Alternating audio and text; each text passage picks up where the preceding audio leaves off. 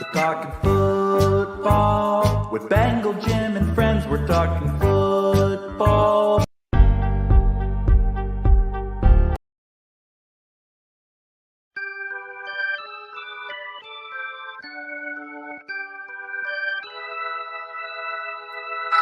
talking football with Bengal Jim and friends. We're talking football. We hope this never ends. Kenny, James, and Tom are back for more. Like Joey. We're here for season 4 with Bengal guests and stories not heard before. There's Tony, Mark, and Jamie, as well as our charity, Hooday Nation, joining in from far and wide. Every Tuesday night, the guys are back at it live. By the fan, for the fan, from day one, it's time to have some fun. We're talking football.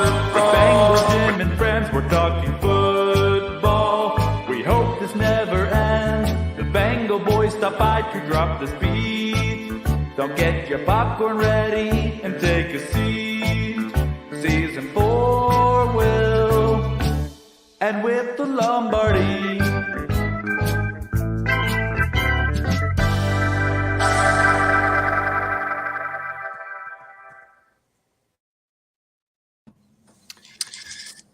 Evening, everybody. We got to mute Tom in. We're having some issues with Tom. Tom, sign out and get back in if you could, bud.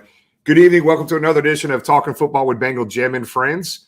Mark, Bougie Mark's finally back with us. So good to see him on. Tony's not with us tonight. Tony's got some other stuff going on. But tonight, right after we get done with the introductions here, Mike Watts, Bengals preseason TV play-by-play, will be on with us.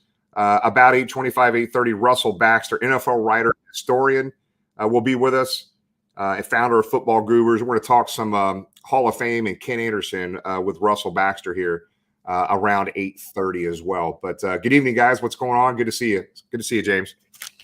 Good to be here. We had a fun both Friday pregame before the Packers game Friday night at Paycor, and then we had a fun event Sunday we'll talk about a little bit later. But week 1 is in the books, and I think we had the perfect guest getting ready to come on to talk about it.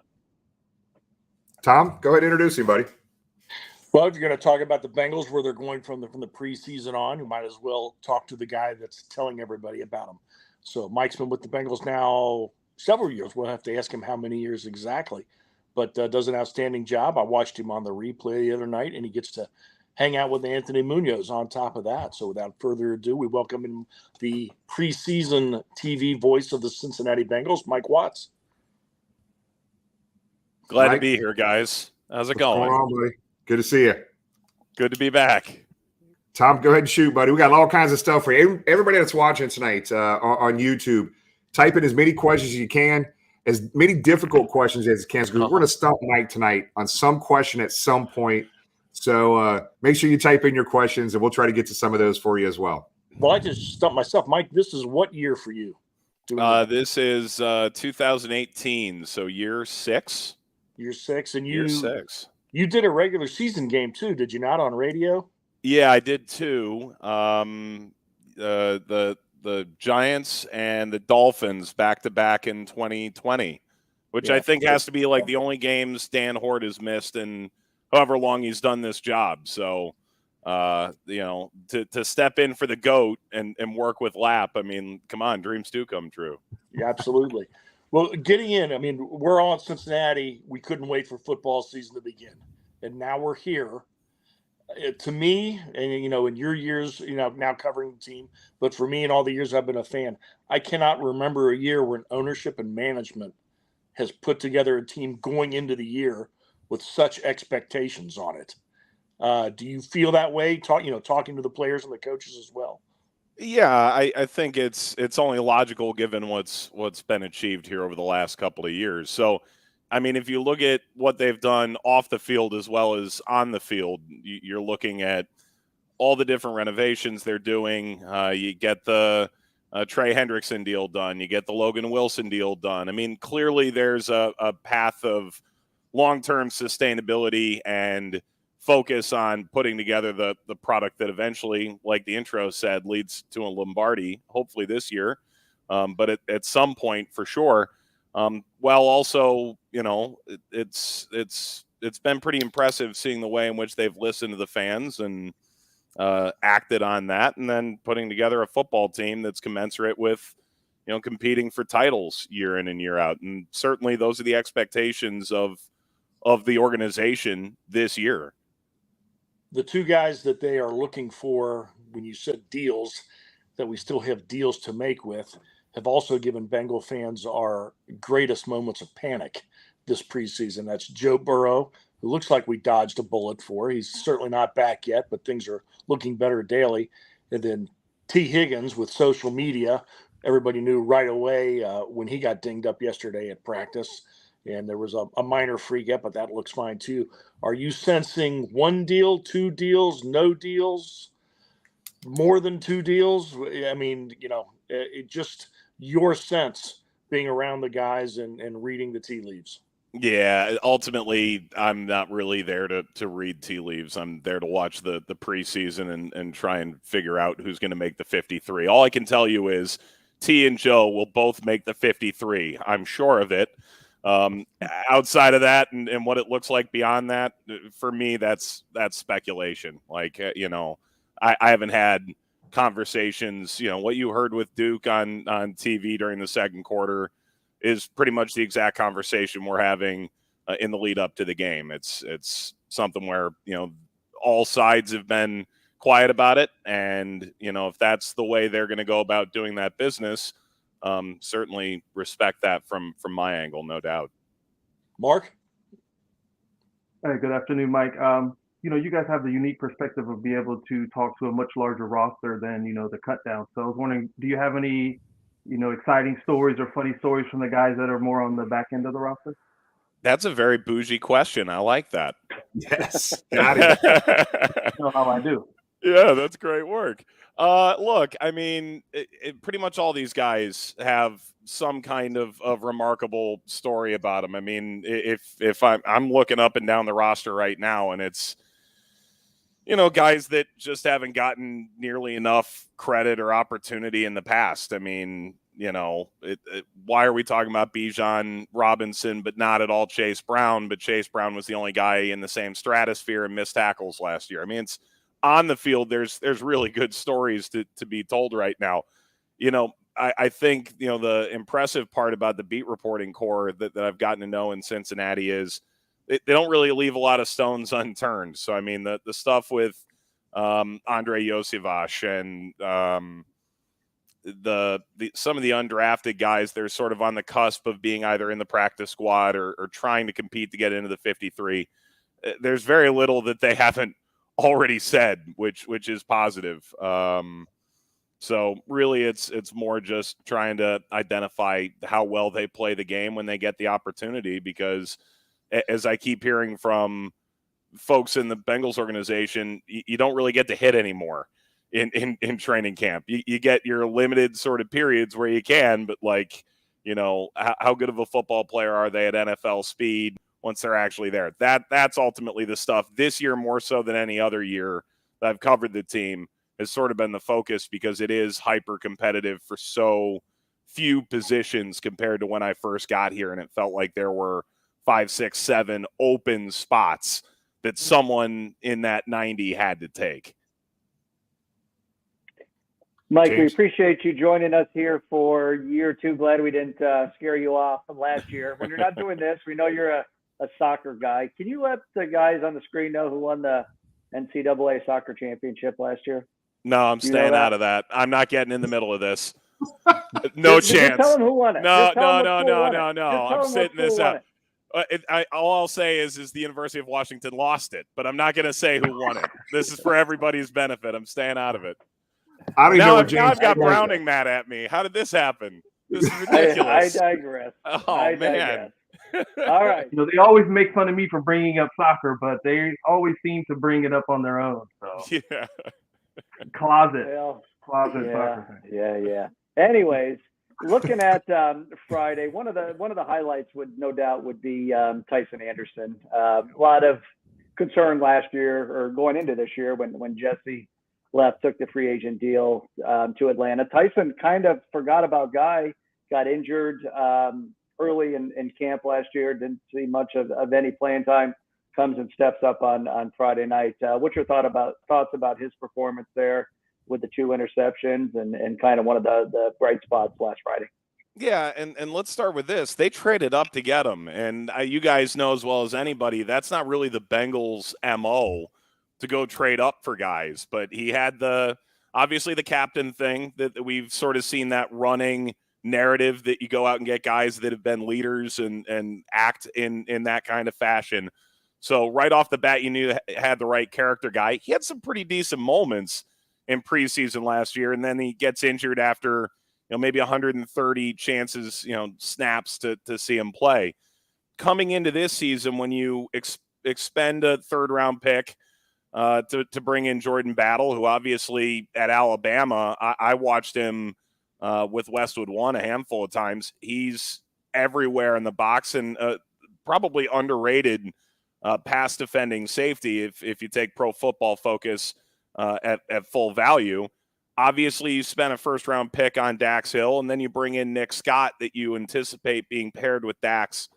Moving forward, you're really only talking there's 1, maybe 2, depending on how you go about structuring your special team spots, positions available.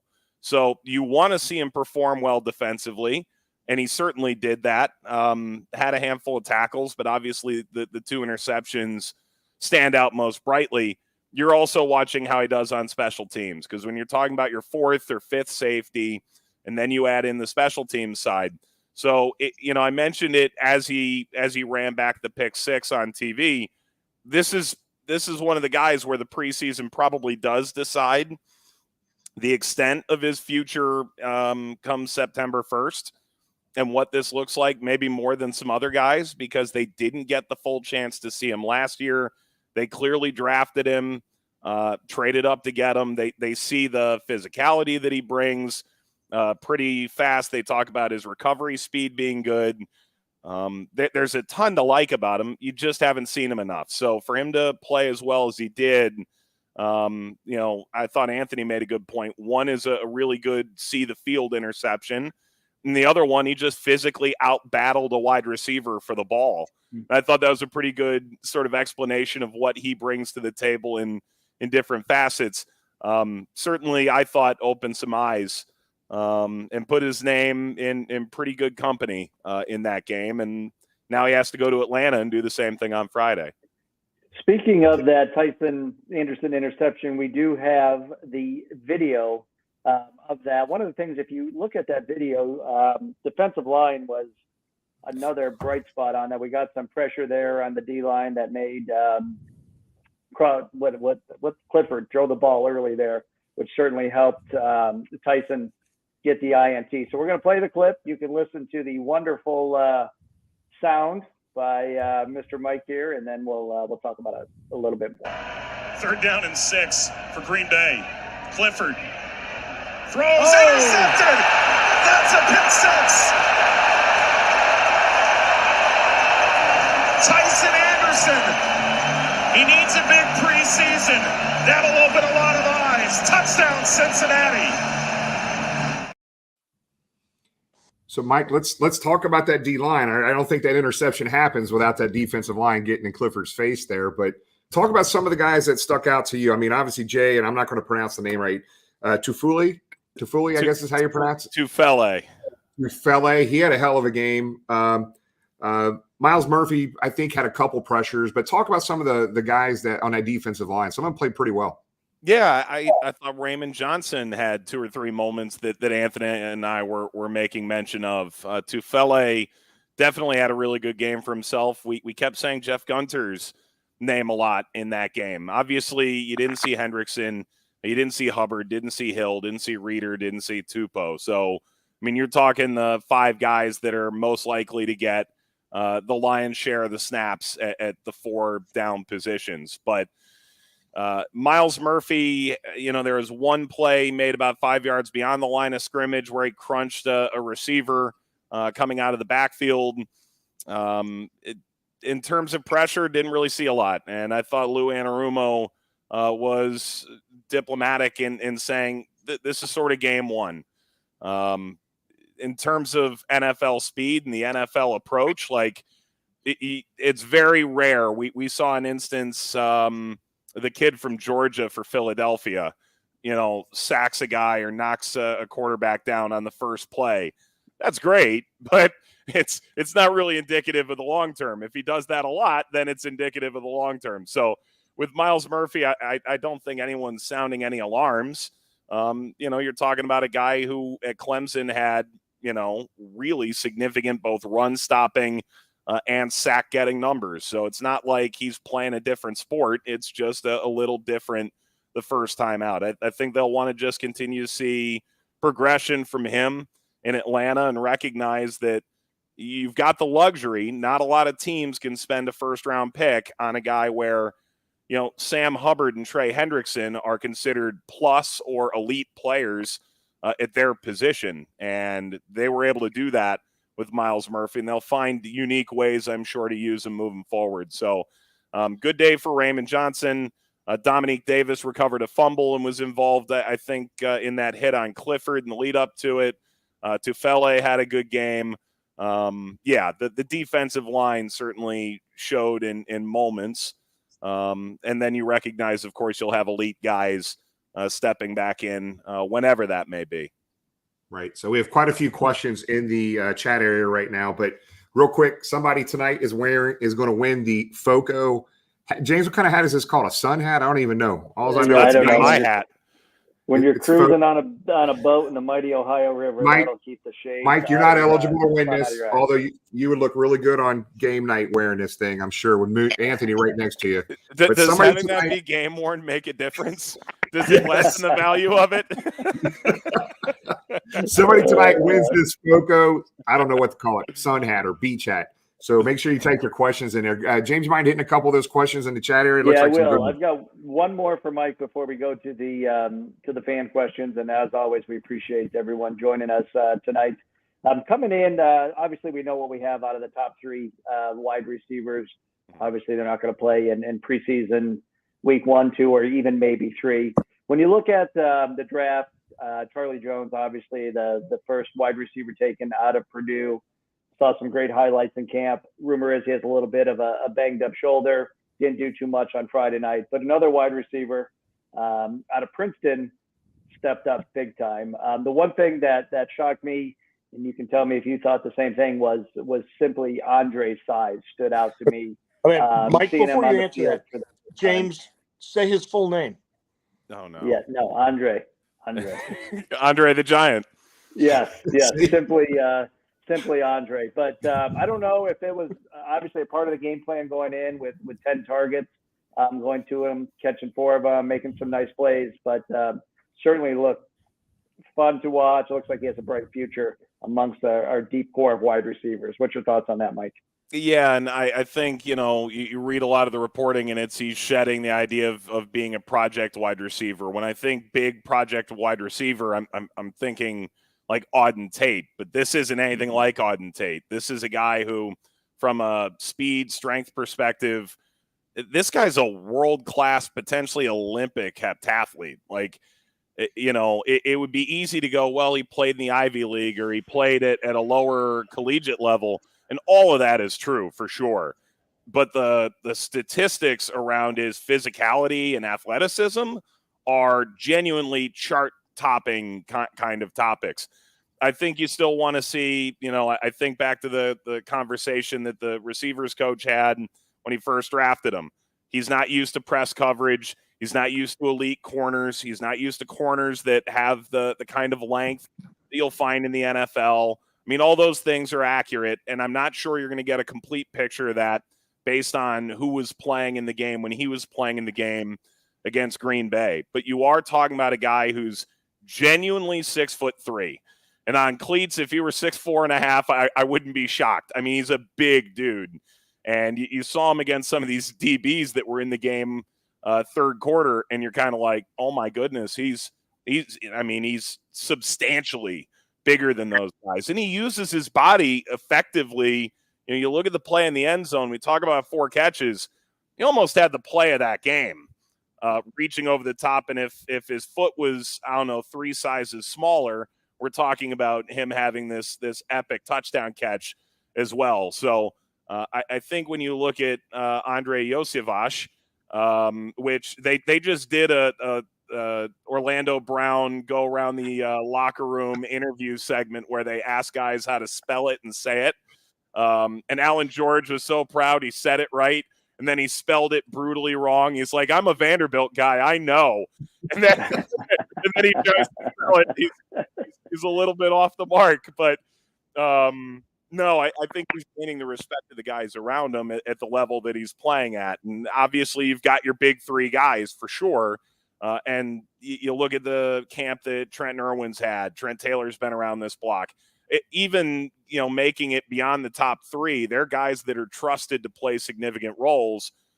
Andre certainly was targeted in a way where it makes clear that they're interested in seeing what he can do.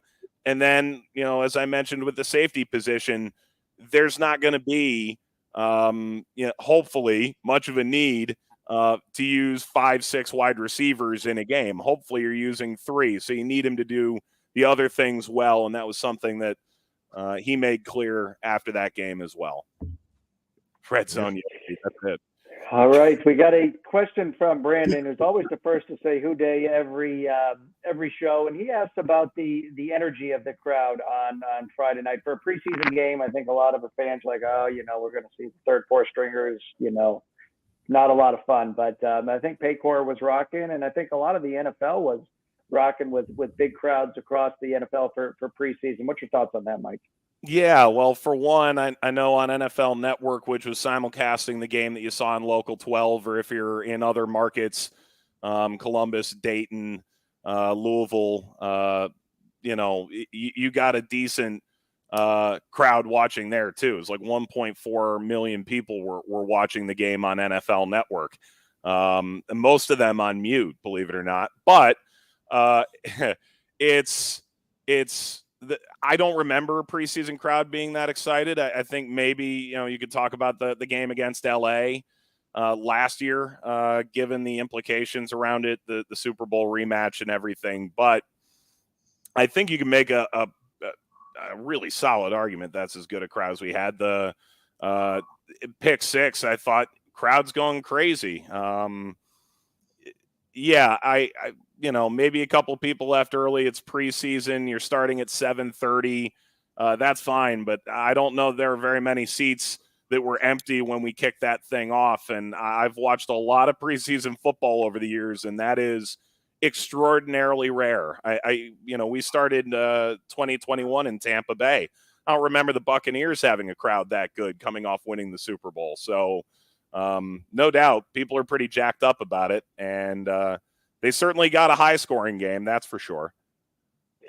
Another question, agree, and kudos to the Bengals fans for coming out and supporting our preseason game. Brian asked, and this is another roster spot to look at of who's going to be the top 4 that they probably take. We saw Chris Evans get the start on Friday night. We know the talent he has. Can he pick up the blitz? Can he be that 3rd down guy? We know how explosive he can be when we slide him out into the slot. What's your thoughts on the number 2 spot behind Joe Mixon at the running back position? Yeah, I think for one, you still need to give some potential the fact that Travion Williams, I don't know what the exact timetable is for him, but he was also returning kicks. So, he had another role that sort of gave him added value. I get the feeling that, Chase Brown picking up a couple of really tight 3rd downs carried some weight. This is a team that has not had a 50-yard run from scrimmage in 4 years. So the 33-yarder by Chris Evans is one of the longer runs we've seen from a Bengals running back in a little while. That's not to be lost in it either. To your point, in talking with Zach, and I mentioned this on air, he was hoping they'd throw a lot of 6-man rushes in that game.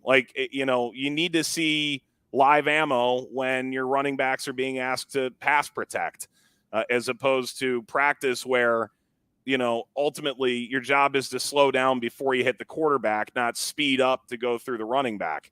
It's not to say that they don't get any practice at that, but that it is a little bit different when you're actually playing in a game. So I think, the next 2 weeks do matter. Zach told us in the lead up to game one, we want to get these guys carries and reps and see what they do when, there's a real live game going on. And so, Chris Evans probably going into it has the advantage given that he's been here, knows the system well, but you do get the feeling that Chase Brown does have a number of redeeming qualities in a way that he's going to make it hard.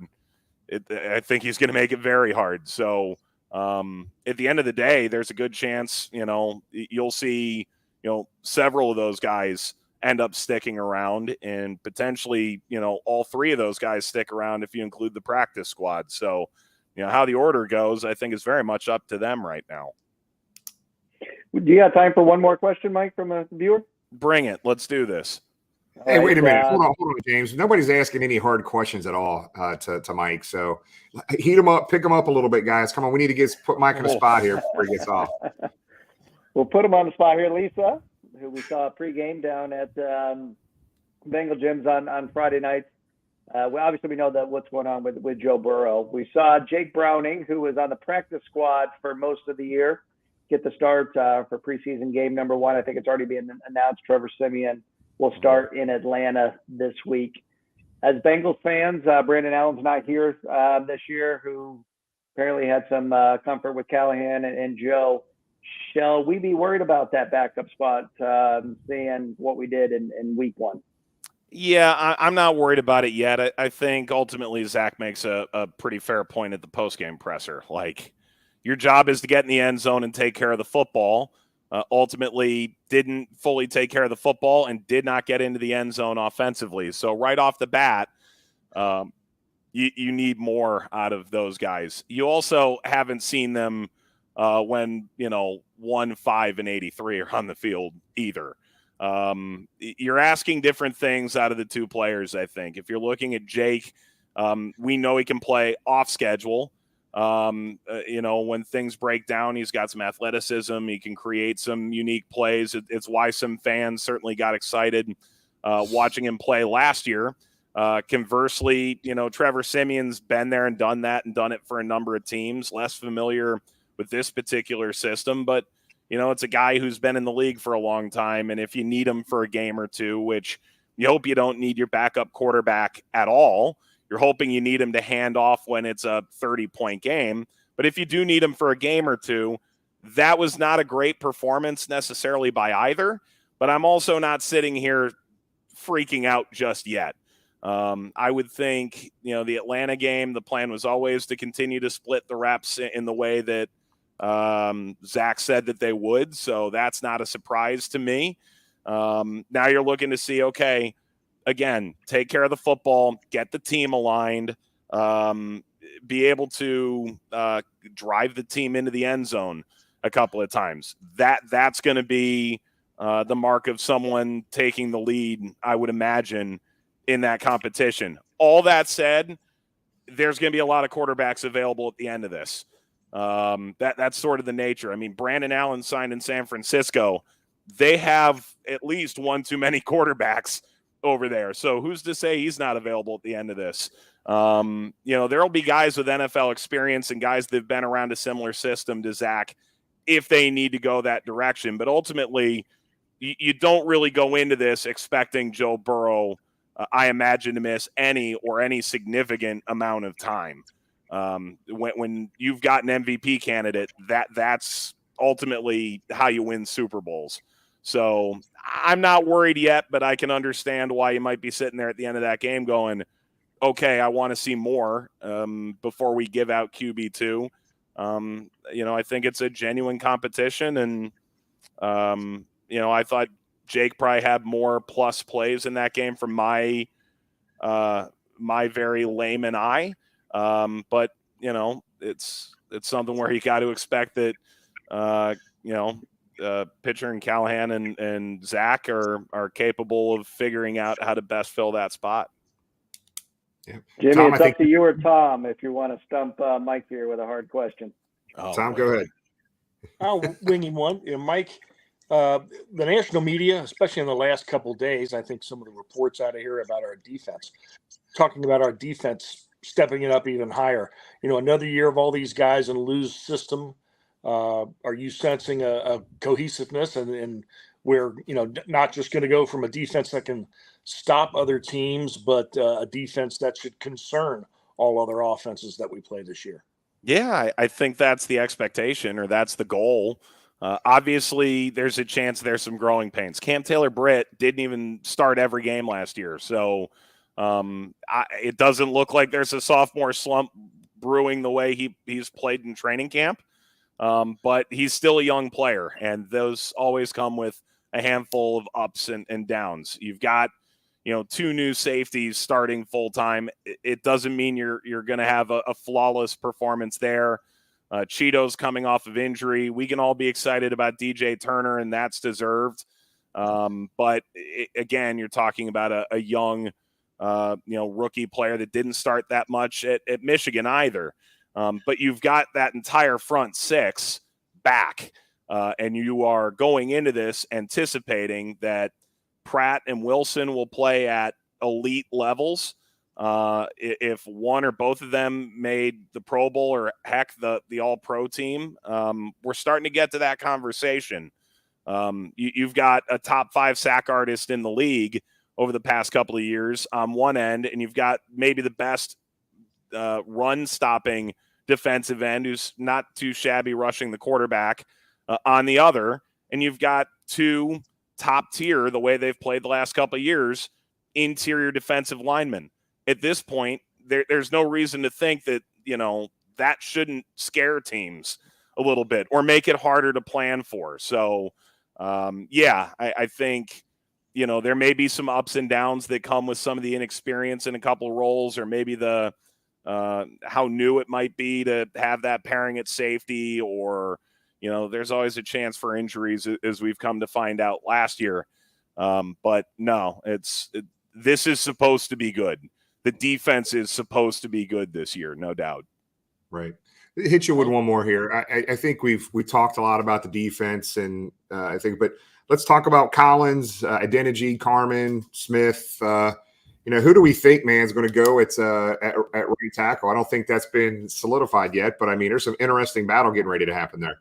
Yeah, I've certainly seen the tape of Jackson.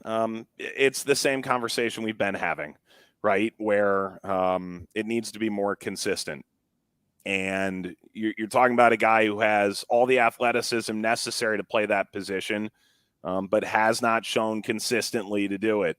Whether it's Adeniji or Smith, you're talking about guys who have, in fact, played in big games there. And you expect to get La'el Collins back at some point. What exact week that is, I don't know. So the reality is you go into this hoping that Jonah does not suffer a setback of any kind. I think that's your sort of step one here. To me, Carman needs to put together a really effective couple of quarters here and get people on the same page, or else, you would expect that Deontay Smith or Hakeem Adeniji will get every opportunity to try and go seize one of those swing tackle sort of positions like that. It's the nature of competing in the NFL. Jackson may have the highest ceiling, but oftentimes for backups, you're looking for the highest floor as well. Gotcha. Well, Mike, brother, it was I came home and I got to watch the game on, I guess, NFL Network replayed the game and got to hear you. That was you that was on the broadcast. So, brother, the silky smooth voice of Mike Watts on TV. Even though you have a face for radio, you look great. You sounded great on TV, Oh, thank you. Well, I'm just happy to be talking football with Bengal Jim and friends. It's all things are on tiers here, and I'm just over the moon to be a part of this one. But no, guys, it's always a pleasure to chat with you guys, and always a pleasure to get us back to football. We've That's all right, won. brother. We've waited a long time, guys. Yeah, brother. Hey, Mike, you do a great job. Go ahead. seem like a Go ahead. main culture, so I was just wondering, do you have a favorite soccer club over in Europe that you watch? Do you have a Say favorite this team? again. Do you have a favorite team that you watch? Over.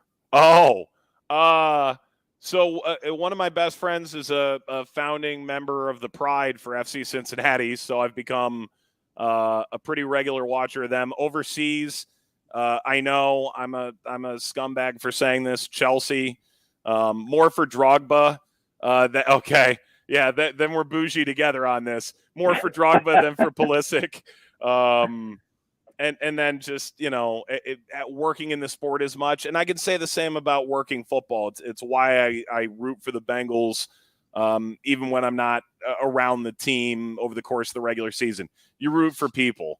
You root for really good people. And every experience I've ever had with a number of teams in this country, on the soccer side and certainly on the football side with the Bengals, they're really easy to root for.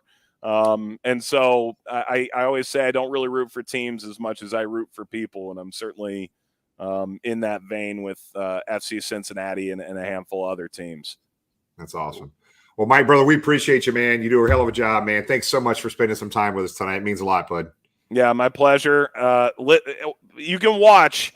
You don't even have to listen. You can mute it, but please watch on Friday night. It'll be to all of our benefit. We'll be good, buddy. We appreciate it. Thanks, Mike. Thanks, Take guys. care, buddy. Thanks, Bye-bye. buddy. See ya. He was fun last year too, man. He was good stuff. So, Tom, you're back, buddy. So let's go ahead. We got a great guest here. So we're going to talk some Bengals and stuff with here, Russell Baxter, but we're going to talk some Hall of Fame and probably some Ken Anderson talk. Tom, go ahead and kick us off here with Russell.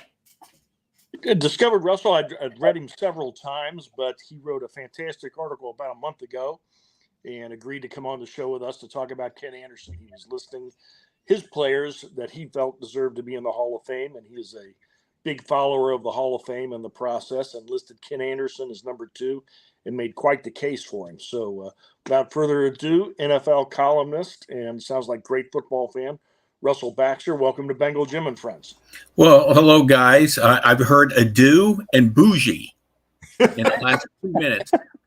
And all I can think of is wee and Eiffel and eclair. That's it for me for French. I hear bougie a lot at my house, to be honest with you. So, Not just me, I think. Hey, Russell, thanks for making time for us tonight and working with us to be here. The article last month that I read that kind of put us in contact with each other. We were just up in Canton, thrilled that finally Bengal fans got some justice, but more specifically, Ken Riley's family got some justice.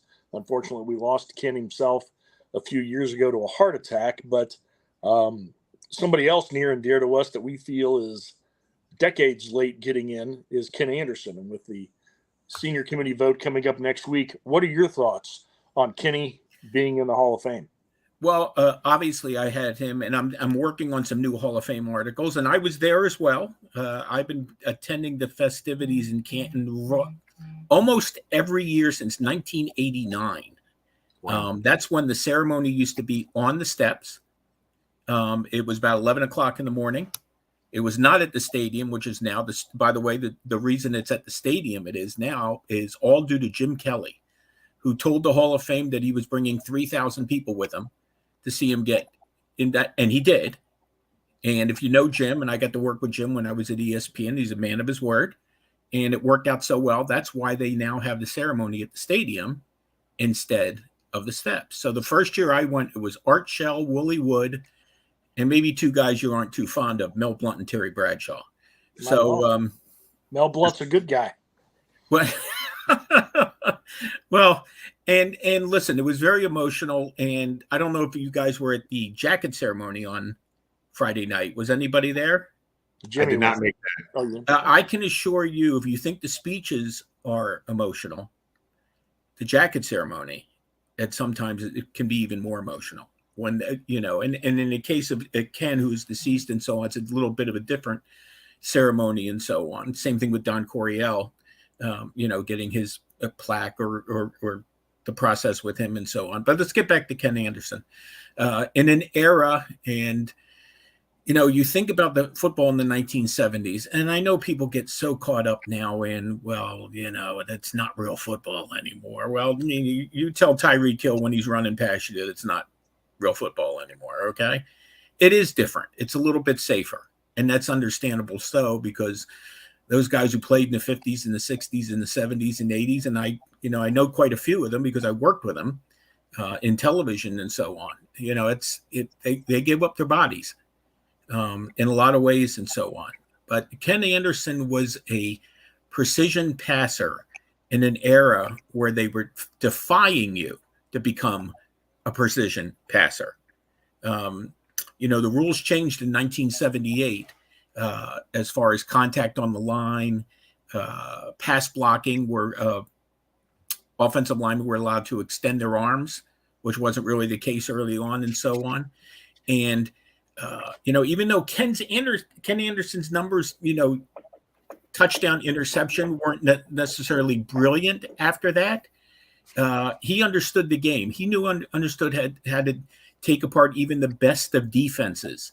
And that Steelers defense was a supreme test. I remember a game in 1974 at Cincinnati. The Steelers wound up winning the Super Bowl that year, but the Bengals beat them 17-10, and it was all due to Ken Anderson just being very, very precise. He was perfect for that offense. He was eventually a league MVP. And hopefully, and I don't know what's going to happen next Tuesday, because we're going to go from 12 to 3, and he's one of the 12, which is obviously very positive. And you really don't know what's going to happen. There was a lot of consensus out there.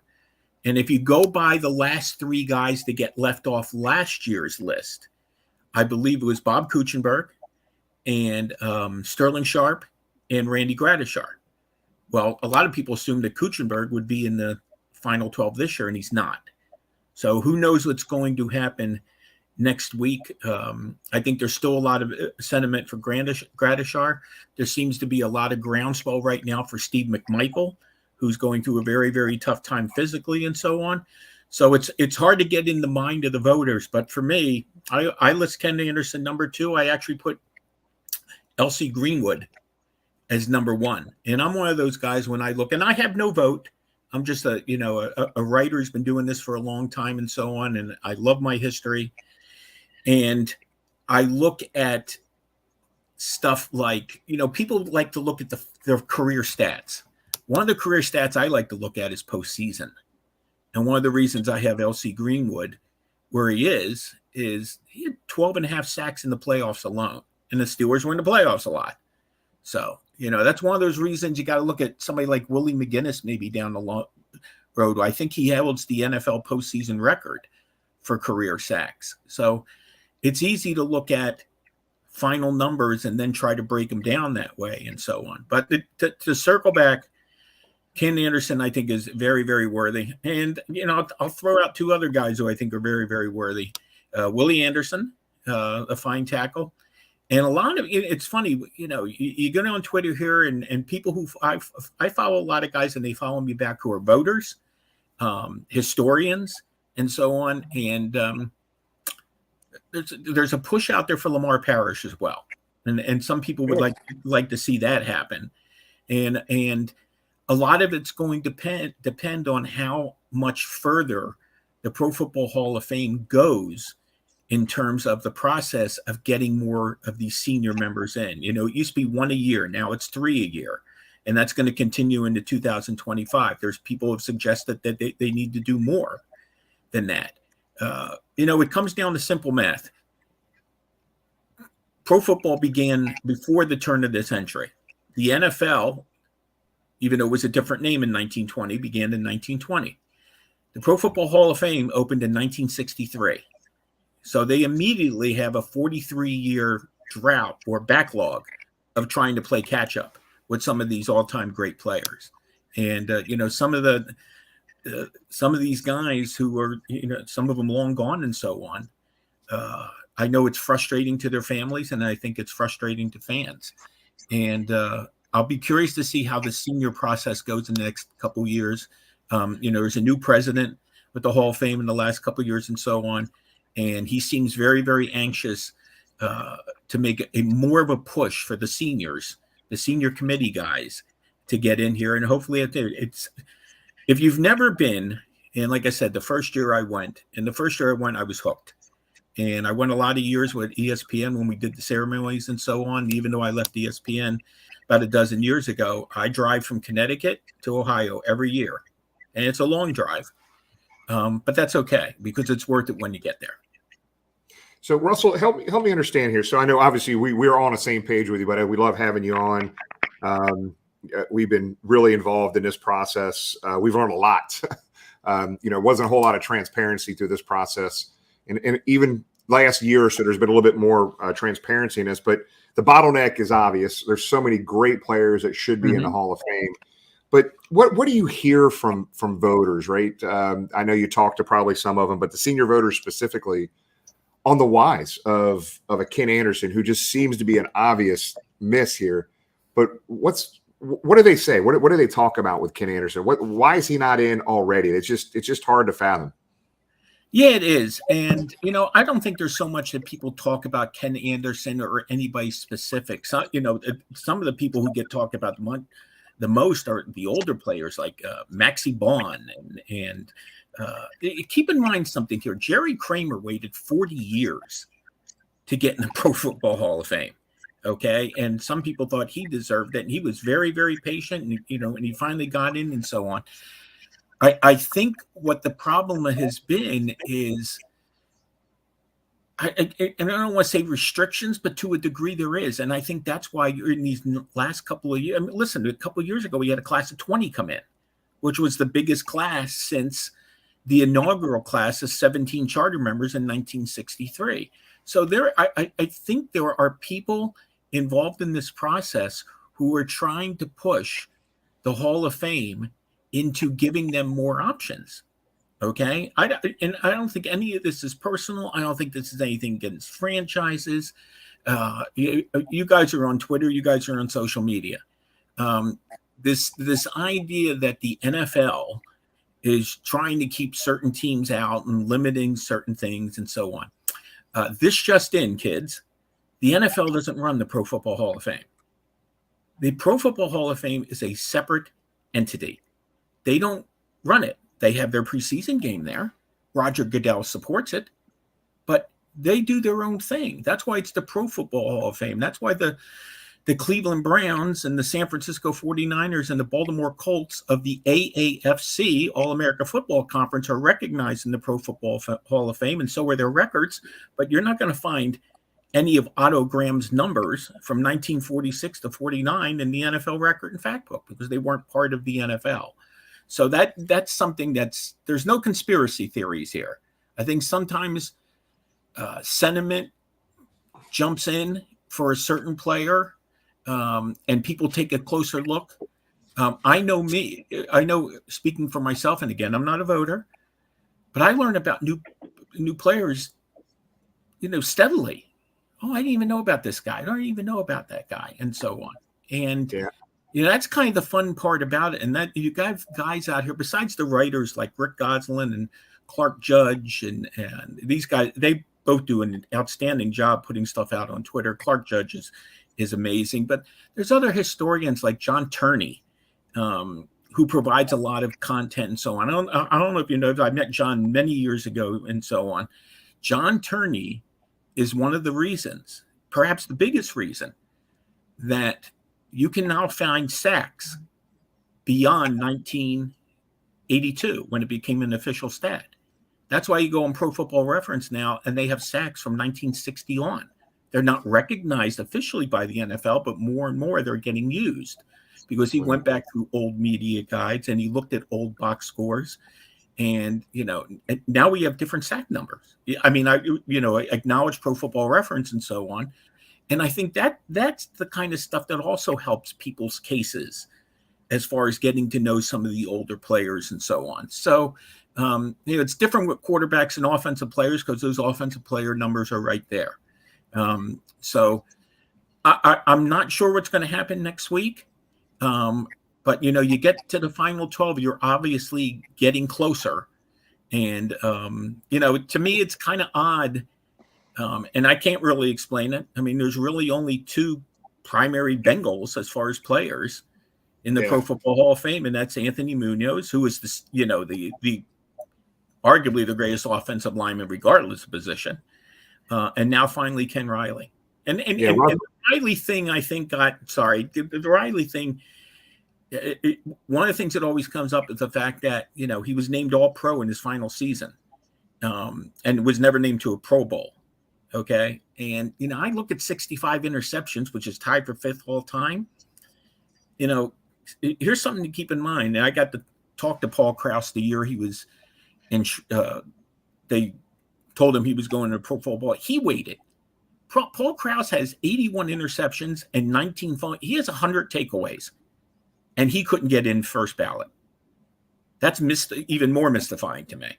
Yeah, I'm with you on that. I think the only thing I agree with everything you say there. And again, my opinion is 55 years of an NFL franchise, and we have 2 players in the Hall of Fame. There's way more deserving than that. You mentioned totally the Lamar agree. Parishes, the Willie Andersons, the Ken Andersons, the Isaac Curtises, the Corey Dillons, and so it's just frustrating. But it's starting to turn now. So hopefully this Riley thing has opened the floodgates. Because one thing we learned, Russell, going through this process has been interesting.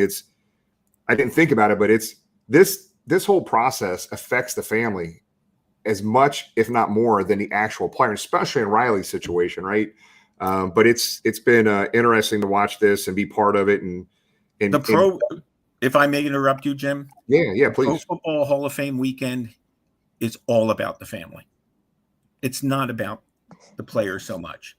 And to a man, these Hall of Fame speeches have, if I could pick out a common theme of 30 plus years, it is the sacrifice that the families made so these men could have their dream come true. It's awesome. And you hear it a lot. You hear the acknowledgement of high school coaches and college coaches, but more so, my wife took care of things so I could go play football, to kind of sum things up and so on. And that just is outstanding to me. And, these speeches, hearing DeMarcus Ware talk, hearing just over the years, the ones that strike me the most are the ones loaded with perspective, about being able to go away and play a kid's game, for lack of a better word, and have someone take care of things. And, you see these guys when they're done, and now the time they get to spend with their families and their children and so on. That, like I said, the Hall of Fame weekend to me is more about the family than actually the player going in. Okay, so we appreciate Tom, go ahead and finish. Go ahead, Tom. Go ahead, James. Good. You don't have to fight about me. I mean, Hey, we're thrilled you're here, James. Go ahead. I'll get after you. All right. This is, and you've touched on this, and listener Greg in the chat has talked about this.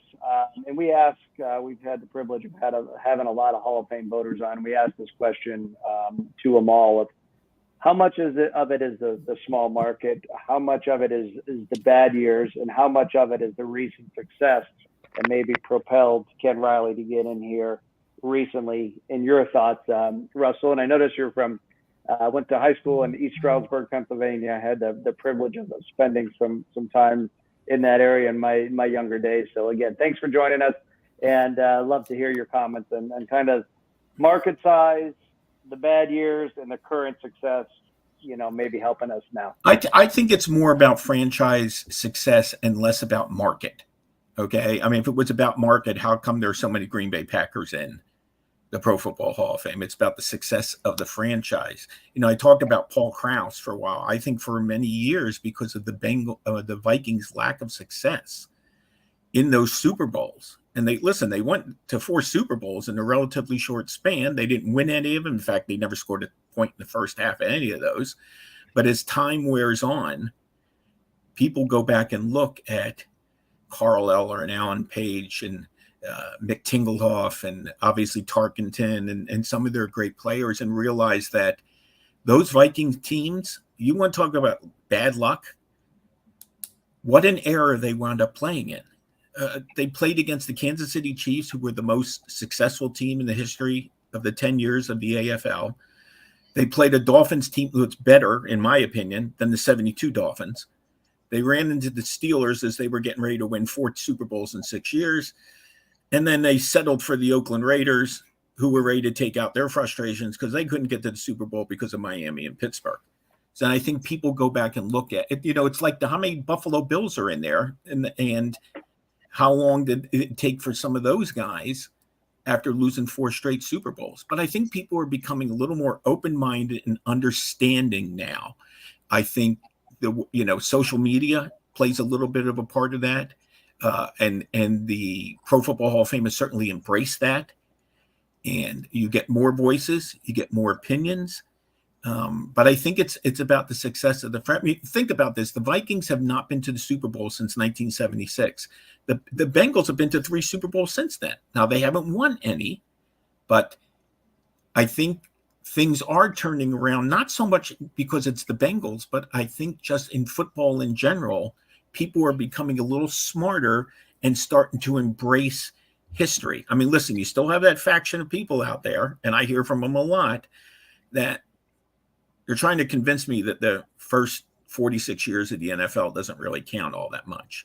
I have 2 letters for that, and I won't use them here. But now you're seeing and understanding how great these players are. And the thing to remember about the Hall of Fame, and I don't have to tell you guys this is an individual award. Okay? I understand some guys have success, team success, and so on. But this is more about the player. How many players are in the Pro Football Hall of Fame who aren't NFL champions, who aren't Super Bowl champions? Okay? I mean, it was a different world as far as playoffs, but think about this. Gale Sayers and Dick Butkus never played in a playoff game. Wow. Now, the playoffs were different back then. And Dick Butkus' career crept into the Super Bowl era and so on, but none of them ever played in a postseason game. Well, they stink. They shouldn't be in there. Yeah. Tom? One of the things that, and we've interviewed some voters here and talked to some voters off the air, in fact, some last weekend, is I'm amazed of the criteria. There was one voter who, when I mentioned to him, well, Ken Anderson won 4 passing titles. No, he didn't. Well, yes, he did, sir. Please check it. And he did. Oh, how about that? Well, I'll have to look at that. Another one gave me you just didn't see a lot of him. Well, no, you didn't. In an era where you had a 1 p.m. game and a 4 p.m. game that, CBS put the Cowboys on, NBC put the Raiders on the West Coast game every week. No, and hopefully you got Howard Cosell to do your halftime highlights on Monday Night Football. And maybe Cosell would mention you during halftime. Ken Anderson himself said that to find out what was going on around the league and see what was going on around the league, they quickly showered after 1 o'clock game to get in their cars and fly home to for the 4 o'clock game halftime, so they could see the highlights in. That was all they got to know what was going on around the league. And Paul Brown, who still has influence, even though, God rest his soul, has been gone since 1991 here. You have to look at the elite Bengal players you're talking about. Anthony Munoz, Ken Riley, and other guys, that we feel should be in there. Ken Anderson, Isaac Curtis, Willie Anderson. You're not talking about flash guys. They weren't flash run for TV guys. They had Hall of Fame play on the field, but they were team first class acts, class human beings. And I think to a degree they're punished for that. The other thing I don't understand about our Bengals is we have a generation of voters now that are stained from that decade of the 90s, that 10, 12-year period where we were terrible. We had, a couple of great, in fact, Willie Anderson was on those teams. He had some of his best years, was on the team. Maybe he had some of the best years at right tackle of any tackle in the history of the game. But it's overlooked. I think for us, and certainly for them, that's frustrating. But we're crying into the woods, and it's not easy being a voter. We just started our Ring of Honor here in Cincinnati, and we as fans, we started very late. We've got guys that deserve to be on that wall at Paycor Stadium that aren't there yet. They're worthy of it, but they're not there yet because they haven't been spaces. We know it's not easy, but it is awful frustrating and sometimes not fair. Oh, I couldn't agree with you more. Actually, it's very disappointing to hear that comment about somebody not knowing that Ken Anderson's statistics. I would think if you're not familiar with the player that, gee, I'm trying to think, there's probably like no resources in the world anymore where you can just find player information. Let's really think. You got to go to the library, Russell. You got to go to the library now.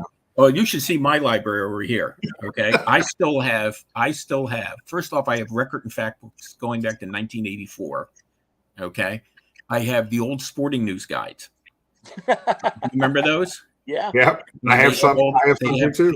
They have the box scores in them, and I still use them if I can't find something, because there's only certain things that go back a certain way, a certain length, and so on.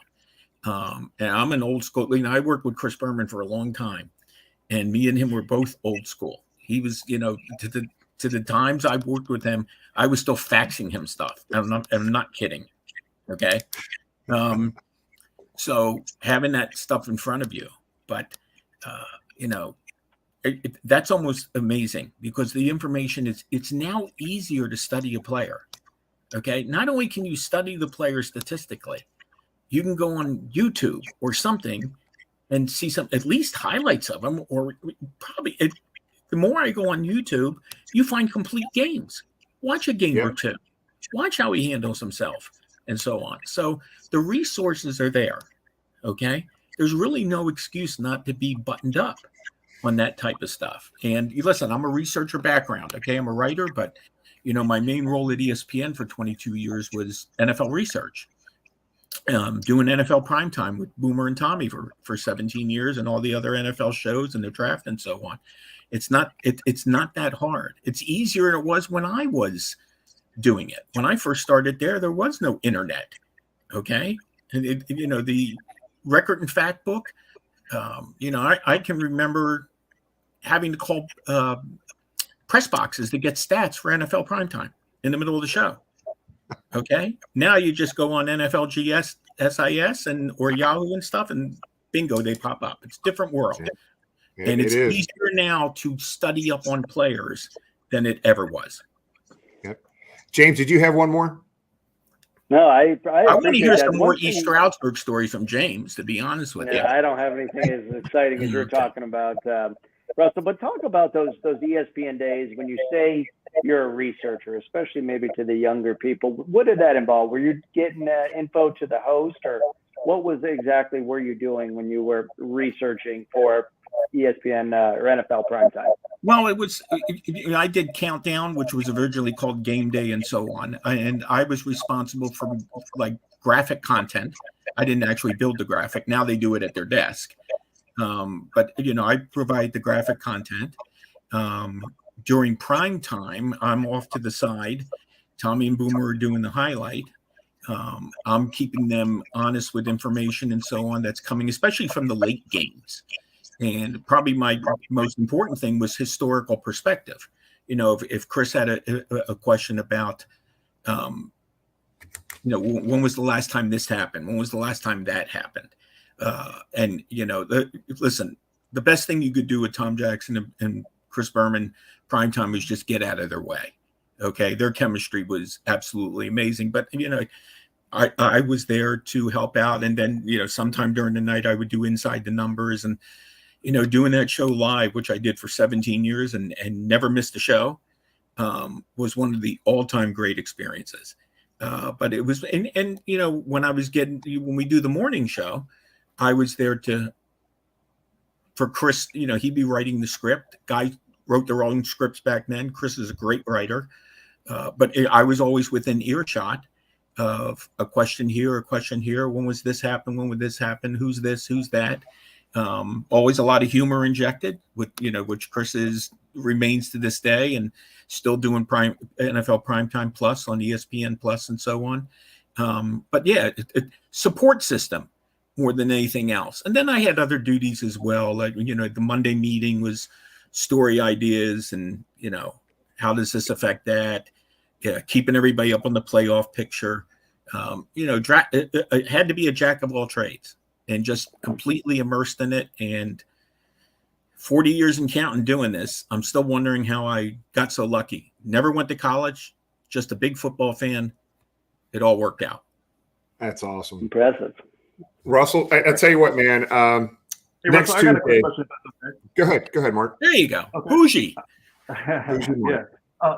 Well, before I start, I want to say that, to this day, still NFL primetime with Boomer, that's still my favorite non-cartoon show that I've ever saw. I used to watch that show every Sunday. It was awesome just to watch them talk football. What? But Mark, so did the players. The players would get in the locker room, and eventually the guys would talk to them. They couldn't wait to get on there, especially if you're doing an early game. They sit and wait and so on and watch the highlights. And Chris did highlights to this day. No one does highlights like him.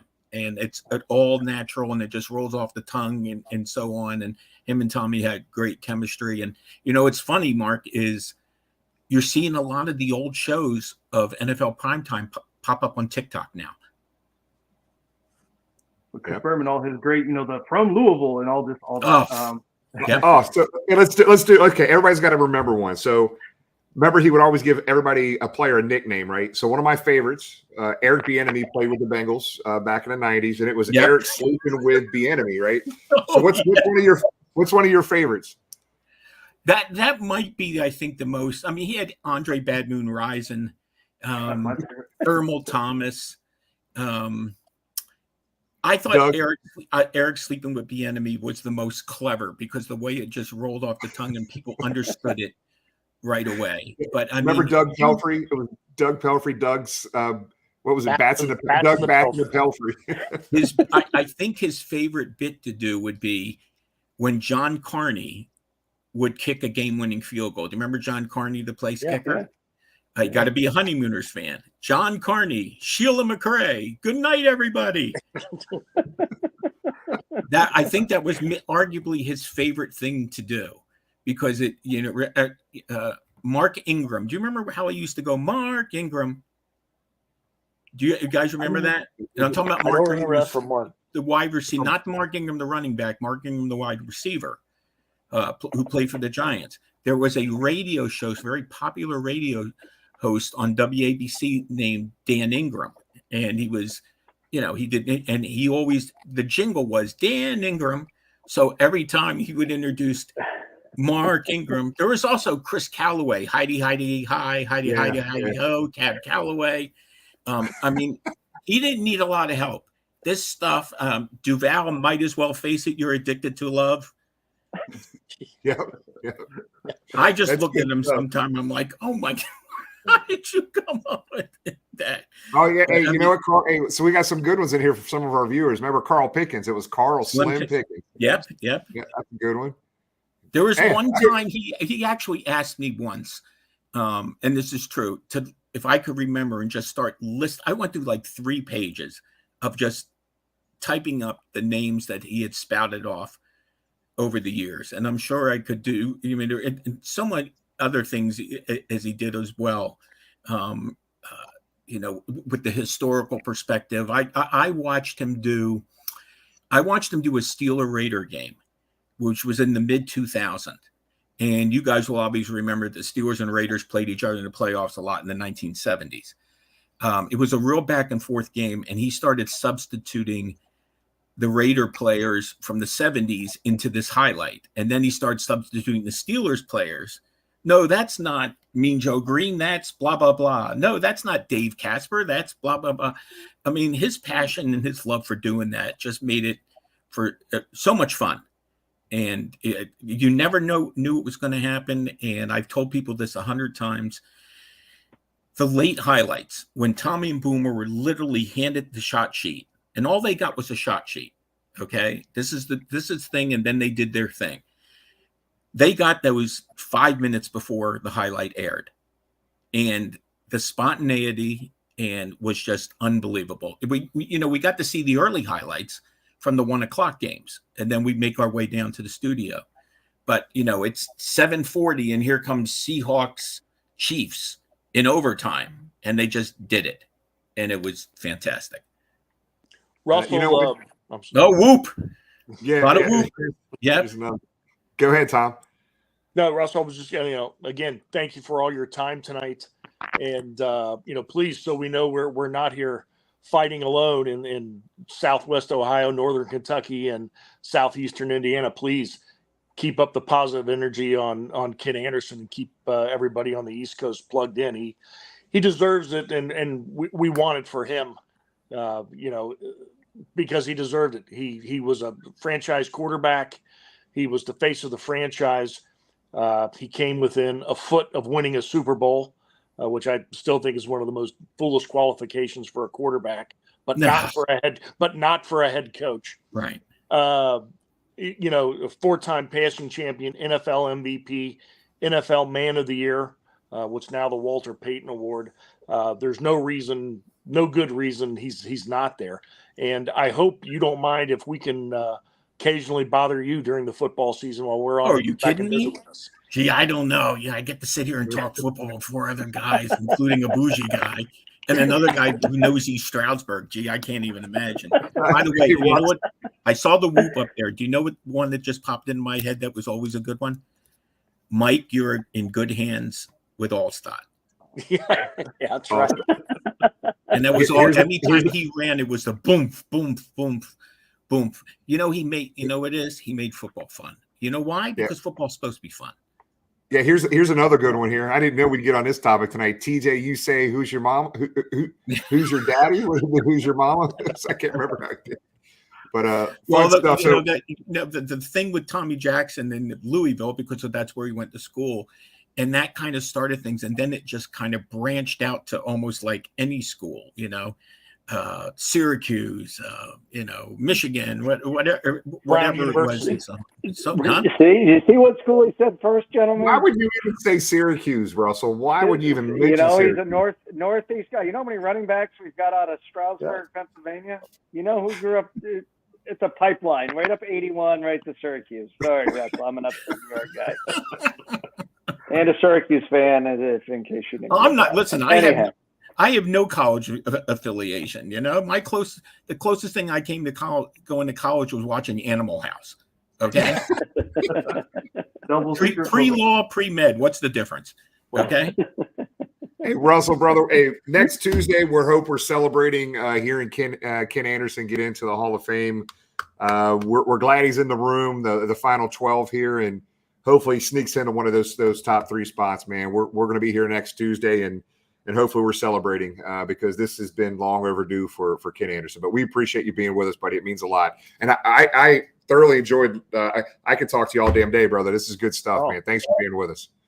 I appreciate it. I'm going to ask a favor. When the show is over, can you guys send me this? Because I have a Bengals fan I know who wants to hear this show tonight. Tom will send you the link.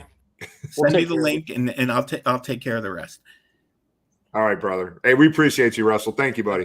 No problem. Talk to you soon. Thanks, Russ. Have a great night. Thanks. You guys too. He was fun. He was fun. We got to give him that. We got to get Mark's autograph too. An unsolicited Syracuse mention on tonight's show. That was. He can come back anytime. He can come back anytime. All right. Here he goes. This is a 2-man warning! Wow. He just came on strong there. Third down guy for like 2 out of the last 3 weeks, man. My shoulder hurts watching that. Christ almighty. Go ahead, Mark. Get us started, buddy. All right. I'm just looking forward to another game this Friday. Definitely looking to see if the offensive line and the quarterbacks can play a little better. What I'm really looking for is the receivers. I think that if we can develop another outside receiver, whether it's Yoshi Vosh or the guy from Purdue, whose name is escaping me, if we could develop that, if we could develop that, maybe put Chase or Higgins in the slot, or maybe put Chase more in the backfield, and if we have a viable option on the outside that can go deep and stretch the field, that just opens up the whole field, maybe the middle for the tight ends. So that's really what I'm looking for, just continued progress. And I really want to see what the backup receivers can do. Tom? For Friday night, it's, again, develop the backups. I don't think Zach is still doesn't feel like the type of guy that wants to play his starters very much. We know we're not going to see Joe Burrow. I wouldn't mind seeing the starting offensive line at least play a series at some point this preseason so they can be in there together. And oh God, Jimmy, please. But it's more development, and to watch the defense continue to grow and get that. Last week I had a lot of people text me, "Oh my God, it's happening, the backslide." Well, we play our twos against their ones and our threes against their twos and a little bit their ones. So I wasn't, the thing with a preseason game is you're going to see some things you like. You're going to see some things you don't like. The bottom line is, did you get out of the game without injuries? Because I'm not sure we see our Cincinnati Bengals on the field until week 1. Hope everybody can keep the positive energy and boost on social media in support of Ken Anderson. A week from today, the senior committee will meet, pick 3 names. He deserves to be one. We'll see if, they've certainly been in a slump long enough. They can get on a hot streak as far as I'm concerned with Ken Riley this year and Ken Anderson next year. And then we'll get on to the modern candidacy of Willie Anderson and go from there. But thank you for everybody for tuning in. You've got a lot of different places with a lot of good people you can get your Bengals information from, and we really appreciate you guys spending an hour with us. Jimmy? Go ahead, James. I'll go ahead. First of all, Tom, thanks for getting Russell Baxter on. What a guest there. I didn't know all that backstory there with ESPN and Chris Berman and all that stuff. So that was neat, and look forward to having him on again. We do have a winner, a guest of the night that's going to take home that FOCO jungle hat fit for an African safari or simply a boat trip down the mighty Ohio River. Bengals logo, and it can be worn, outside. James, it can be worn at the whiteout game too. Now, you can do it for the week 2, as hot as it is during the games now in September, it feels. For the whiteout. Right. But so we got to announce a winner, Jimmy. Who's going to take home the white hat? You didn't pick one? Well, I kind of did. All right, you got it. I got it. Here. Brian had a couple good questions. Greatest show ever, he said. He just put it at the right time. Brian, I don't know how to pronounce your last name. I'm not going to butcher it. You get the jungle hat. The jungle hat, right? Isn't that a good name for it? Right, good jungle name for hat, it. courtesy of FOCO. So send us a PM. And while I'm thinking about that, we also have a couple spots left in our fantasy football league. So go to Facebook, send us a DM, $50 donation, 100% goes to charity. It's your chance to once again make Bengal Jim finish in last place for I think 5 consecutive years. Mon, who's just on here right now, who tuned in a little late, we'll give you an excuse tonight, Mon. They're our defending champion. He'll be back to defend the crown. But if you'd like to join the fantasy Bengal Jim Fantasy Football League, send us a message. Oh, yes, Mon, we know you didn't need to put it on there. I was going to give you your props. Man, just gloating tonight. And Vinny was. I know you guys saw him in Canton. Yeah, it was great to see. It was great to see Vinny in Canton, man. He was genuinely as excited as we were. I mean, it was awesome to meet him. I wish I could have got to spend. Wish we got to spend more time with him though, Tom. We've got to get him, if there are any left, this year's Jungle to the Hall 3 T-shirt. Yep, we do have him. One. We're going to have him at the first game. So, Vinny, send us your information too. Everybody's walking away with a prize tonight. So, as always, we couldn't do this without you, the fans. So we appreciate your interaction, popping questions up there, and just being here for us every Tuesday night. So. Behind me, we had a great Skyline event, tailgate event before practice on Sunday. So we appreciate everybody that came out. I think we dished out 1,000 snow cones for kids, ran out of syrup, and then we went into the Bengal Gym cooler and found adult hard seltzer drinks, and even the parents walked away happy on Sunday. But what behind me here is the season ticket holder blanket. They did hand those out Sunday prior to practice. You'll have an opportunity to get them throughout the season from the Bengals and at home games, much like they did last year. So if you're a season ticket holder, that's what you'll get this year. And without further ado, Jimmy, let's end it. Yeah, man. That was Sunday was an absolute great event down there. It was a lot of fans. The crowds that they're getting at the practices is just unbelievable. But hey, just next Tuesday, we'll see you guys back here next Tuesday. Congratulations on, was it who won that again? Was it Michael? I can't remember the name. Brian. Somebody's already Brian. swapped the big hat. Somebody's Crypt Keeper's trying to get the hat. Everybody's envious of this hat. Yeah, thanks to Focos. Guys, I'm just going to tell you right now, there is going to be way more stuff we're going to be giving away on our podcast, our social media platforms, and at the tailgate. Just wait till you see the stuff we have planned with Foco. Pretty excited about this stuff, man. So a week from today, next Tuesday, guys, we are going to know whether Ken Anderson is in that top 3. I'm happy as hell he's in that 12, but man, I hope he can get in that top 3 this year. And soon after that, we got to start refocusing our time and energy on Willie Anderson. He's not in that senior committee right now. So good luck to Ken Anderson. Everybody this week, just like Tom was saying, 14 posts about Ken Anderson on any social media platform you're on. Hashtag put Ken in.